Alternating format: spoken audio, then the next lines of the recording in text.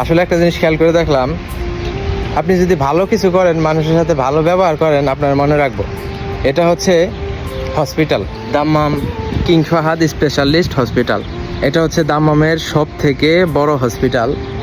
এর থেকে বড় দাম্মামে আর কোনো হসপিটাল নাই। সৌদি আরবে 3টা হসপিটাল আছে, তার মধ্যে এইখানে একটা আছে, রিয়াদ একটা আছে, জেদ্দা আছে। এই 3টা হচ্ছে সৌদি আরবের সব থেকে বড় হসপিটাল।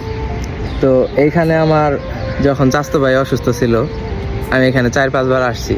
আজকে আবার আসলাম, কারণ আছে রুমমেট মোটামুটি ভালোই অসুস্থ। তো আমি এদিকে আসছি, আসার পরে হসপিটাল দেখে মনে এলো। তো আমি ইমার্জেন্সিতে গেছি। এখন আর কি ইমার্জেন্সিতে গেছি যে আমার রুমমেটের এরকম সমস্যা, তো আমি কি এই হসপিটালে নিয়ে আসবো কিনা।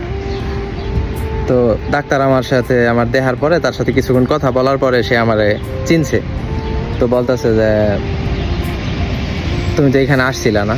পরে আমি বললাম হ্যাঁ, আমি আসছিলাম 2 বছর আগে। তো তার সাথে 8-10 মিনিট কথা বললাম। সৌদি, সে হচ্ছে ডাক্তার। তো রুমমেটের বিষয়ে মোটামুটি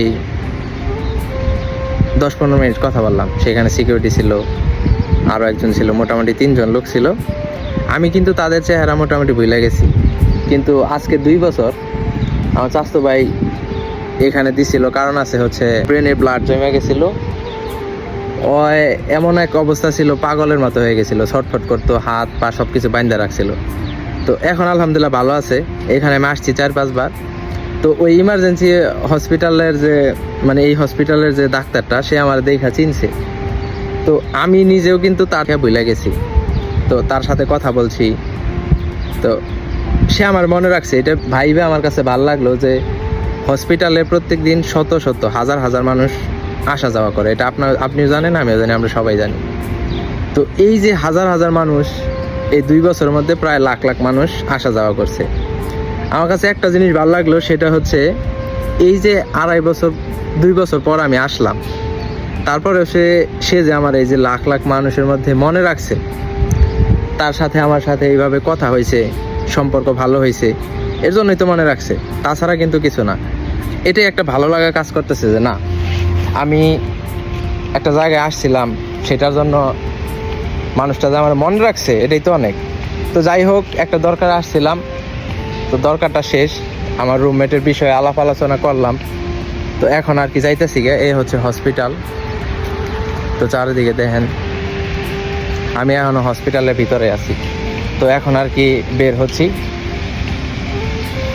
ইফতারের আছে আর কিছুক্ষণ, চলে যাবো। এখন রুমমেটের বিষয়ে অসুস্থতা, কি সমস্যা, এই বিষয়ে আলাপ আলোচনা করলাম। তার আগে সিকিউরিটির সাথেও আলাপ করছি অনেক সময়। সে আমার প্রশংসাই করলো যে না, তুমি কত বছর হয়েছে সৌদি আরব আছো? আমি বললাম যে 4.5 বছর। 4.5 বছর শোনার পরে সে মোটামুটি অবাক হয়েছে, হ্যাঁ তুমি এত সুন্দর আরবি কেন জানো? আসলে একটা জিনিস খেয়াল করলাম, আপনি যদি আরবি ভালো বোঝেন, আপনারা সবাই মনে রাখবেন। তো এটাই বুঝলাম, আরব কান্ট্রিতে থাকতে গেলে বা যে দেশেই থাকেন, আপনার মূলত আরবি ভালো জানতে হবে এবং কি সেটা মনে রাখতে হবে। তাহলে আপনি যেখানেই যান, বিশ্বের যে কোনো জায়গায় যান, ঠিকভাবে কথা বলতে পারেন, আপনার কথার মূল্য সবাই দিবে। তো অতএব যেখানেই যান, ভাষা শেখার চেষ্টা করবেন। তো এখন আর কি যে চলে যাইতেছি, এ হচ্ছে হসপিটাল। তো সবাই ভালো থাকেন। আসসালামু আলাইকুম। আমার কাজ শেষ, এখন আর কি ডাইরেক্টলি বাসার দিকে রওনা দিব।